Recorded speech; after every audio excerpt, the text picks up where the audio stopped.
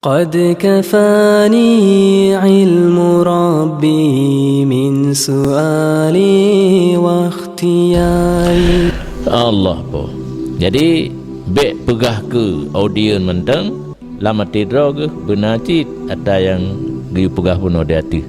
ke masalah akabah yang akan tak hadapi uka mulai daripada iman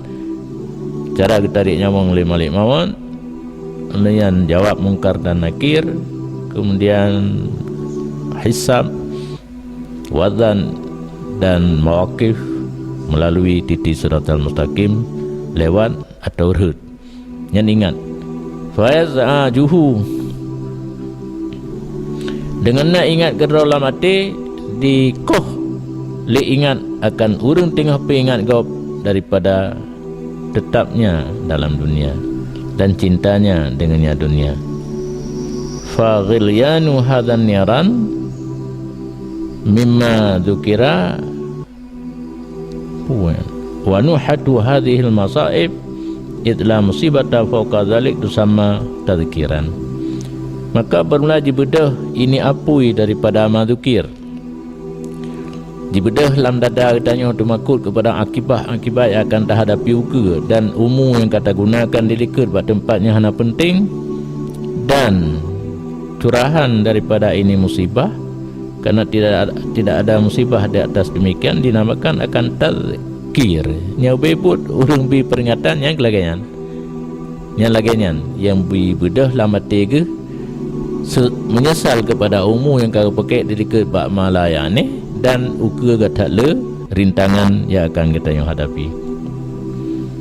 Dikauniha muzakiran lil ma'ad, karena keadaan tazkir yang laginya memperingati bagi hari kiamat, bahkan al-mabda aidan dari permulaan ulikut umum yang kada pakai bak malaya ni,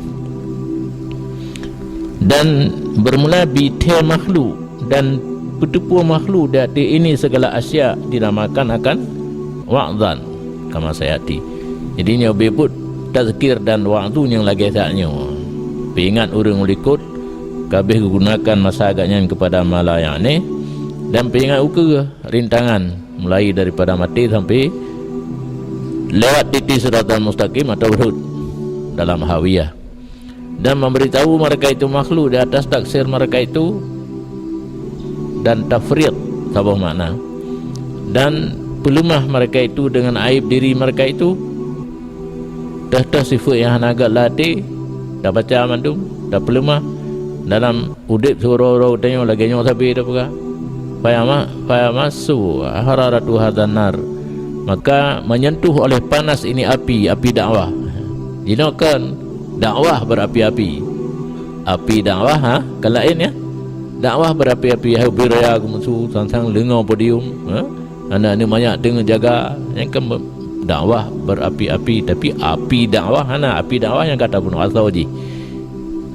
ابتهالي شاهد لي بافتقاري قد كفاني علم ربي من سؤالي